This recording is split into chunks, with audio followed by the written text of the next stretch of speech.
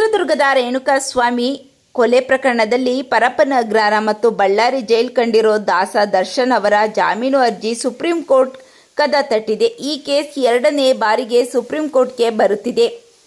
ಮೊದಲನೇ ಬಾರಿ supreme court ಈ ಕೇಸ್ನಲ್ಲಿ ದರ್ಶನ್ ಸೇರಿ ಉಳಿದ ಆರೋಪಿಗಳ ಬೇಲ್ ಕ್ಯಾನ್ಸಲ್ ಮಾಡಿತ್ತು. ಈಗ ಮತ್ತೆ ಜಾಮೀನಿಗಾಗಿ ಸುಪ್ರೀಂ ಅಂಗಳಕ್ಕೆ ಈ ಕೇಸ್ ಬಂದಿದೆ. ಈ ಅರ್ಜಿಯ ವಿಚಾರಣೆ ಬರುವ ಮೇ 4ರಂದು ನಡೆಯಲಿದ್ದು, ಸ್ಯಾಂಡಲ್ವುಡ್ ಹಾಗೂ ದರ್ಶನ್ ಅಭಿಮಾನಿಗಳ ಕಣ್ಣು ಈಗ ದೆಹಲಿಯತ್ತ ನೆಟ್ಟಿದೆ.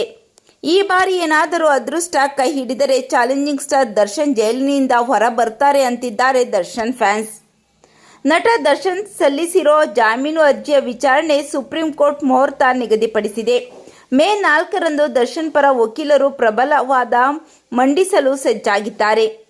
ಜೈಲಿನಲ್ಲಿ ಕಳೆದ ದಿನಗಳು ಮತ್ತು ಪ್ರಕರಣದ ಈಗಿನ ಸ್ಥಿತಿಗತಿಯನ್ನು ಗಮನದಲ್ಲಿಟ್ಟುಕೊಂಡು ಜಾಮೀನು ನೀಡುವಂತೆ ಮನವಿ ಮಾಡಬಹುದು.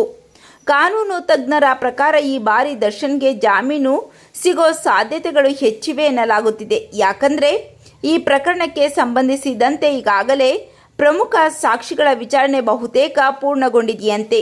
ಸಾಕ್ಷಿ ನಾಶಪಡಿಸುವ ಆತಂಕ ಕಡಿಮೆ ಇರುವುದರಿಂದ ನ್ಯಾಯಾಲಯವು ಸಕಾರಾತ್ಮಕವಾಗಿ ಸ್ಪಂದಿಸಬಹುದು ಎಂಬ ಮಾತು ಕೇಳಿಬರುತ್ತಿದೆ.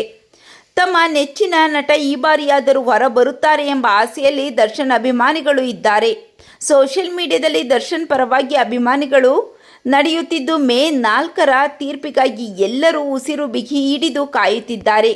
ಅತ್ತ ದರ್ಶನ್ ಅವರಿಗೆ ಜಾಮೀನು ಸಿಗುವುದು ಬಹುತೇಕ ಖಚಿತ ಎನ್ನುವ ಸುದ್ದಿ ತಿಳಿಯುತ್ತಿದ್ದಂತೆ ಪತ್ನಿ ವಿಜಯಲಕ್ಷ್ಮಿ ಖುಷಿಪಟ್ಟಿದ್ದಾರೆ. ಅಷ್ಟೇ ಅಲ್ಲದೆ ದೇವಸ್ಥಾನಕ್ಕೆ ತೆರಳಿ ವಿಶೇಷ ಪೂಜೆ ಕೂಡ ಮಾಡಿಸಿದ್ದಾರೆ. ಈ ಬಗ್ಗೆ ನಿಮ್ಮ ಅನಿಸಿಕೆಗಳನ್ನು ಕಾಮೆಂಟ್ ಮಾಡಿ ತಿಳಿಸಿ.